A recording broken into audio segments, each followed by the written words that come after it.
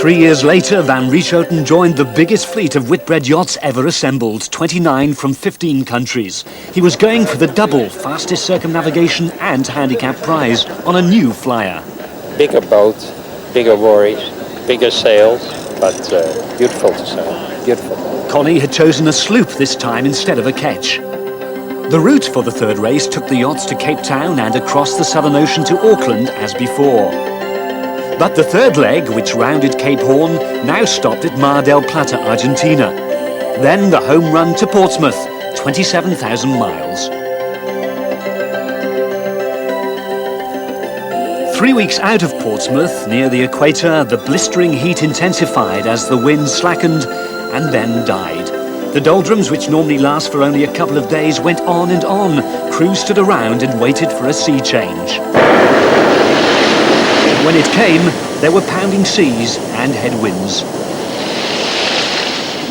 Saramco New Zealand's mast broke in 2 places. The failure of one small rigging screw cost Peter Blake, skippering his first Whitbread boat, the race.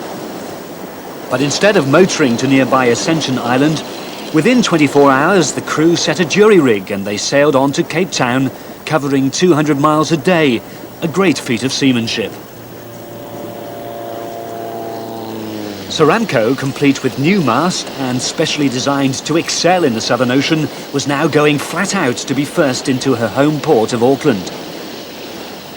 But the Flying Dutchman, who'd taken line honours in Cape Town, had other ideas. The further south the fleet sailed, the more hostile the conditions. Alan Gabet, skipper of Charles Heitseek, knew only too well what to expect, competing in his second Whitbread. His 66-foot French sloop was a major contender to beat Flyer overall on handicap. Breakages were rife during the second leg. Many yachts carried too much sail in their quest for speed and suffered the consequences. Booms and spinnaker poles snapped like matchsticks. Flyer's hopes of beating Saramco into Auckland suffered an early setback when her boom broke 6 days out of Cape Town, the result of a bad broach. But Connie and the crew had prepared for such an eventuality. It was a frightening experience. Luckily we had with us outer sleeves to repair the boom, which we did on deck. And the whole operation took about 12 hours and we had the mainsail back up again. But it was blowing so hard that I don't think we lost any mileage because of the breaking of the boom. But the strain must have told. Connie had a heart attack. His crew wanted to pull out of the race. He ordered them to sail on.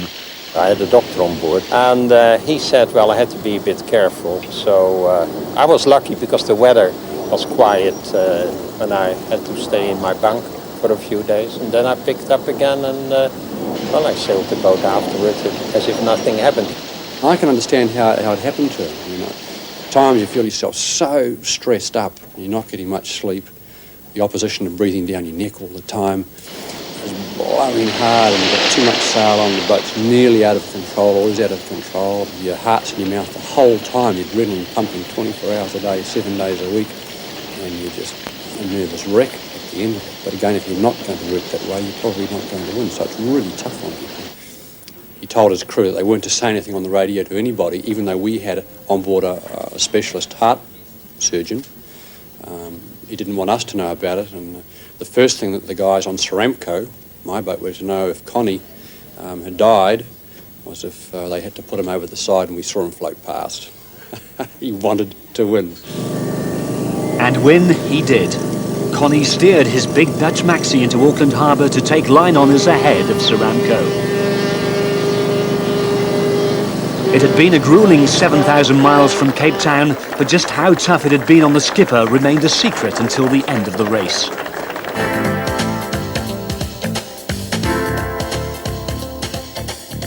The Auckland restart has earned a reputation for being the most spectacular of all send-offs.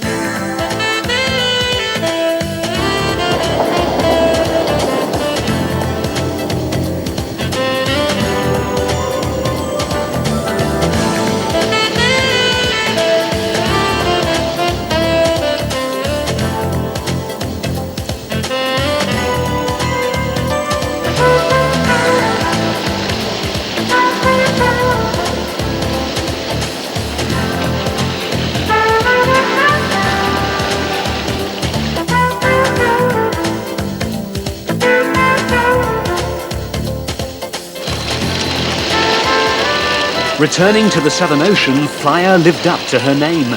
One day she covered 327 miles from noon to noon, a new Whitbread world record. It brought the Dutch boat within 12 miles of Peter Blake on Saramco. The New Zealander had employed better tactics to open up an early lead, but now he and Connie were neck and neck and there was no holding back. Speedometers rarely registered less than 15 knots as each crew pushed their yachts to the limit, holding spinnakers in force 10 gales and surfing at incredible speeds. Pierre Fellman on Disque d'Or had never before witnessed such mountainous seas.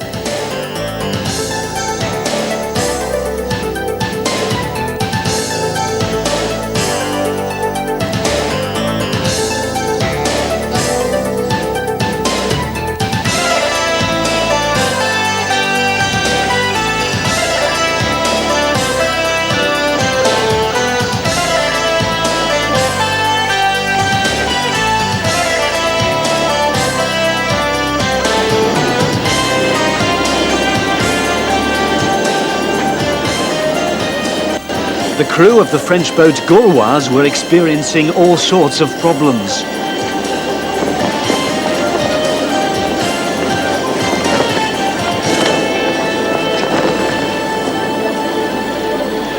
"1,300 miles from New Zealand, Gauloise mast broke in two.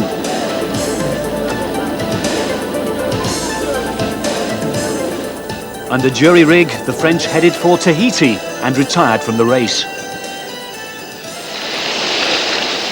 At the front of the fleet, the duel between Flyer and Saramco was intense. Approaching Cape Horn, Connie van Rietschoten held a slender lead. Our single sideband radio gave us trouble, and during the daily chat show, I was not able to hear the positions of the other boats. But as Saramco was so close to us, I could talk to them over the VHF, and he passed on the positions of the other boats, but he never did that for free. He always charged me 1 or 2 bottles of champagne, and doing that every day, it had run up to 36 bottles. When we were now nearing Cape Horn, we were about 5-6 miles ahead. And I said to him, Peter, I will tell the world press that we are exactly level at Cape Horn. Wouldn't that be much nicer for you and your sponsor? And he said, oh yes, Connie, it would be. But I said, well, the price for that is 36 bottles of champagne. And he backed out. There was no stopping Flyer. She was first into every port and set a new world record for the voyage of 120 days, shattering the old record by over 14 days. Connie also achieved his dream double, winning the Whitbread Trophy, the handicap prize as well.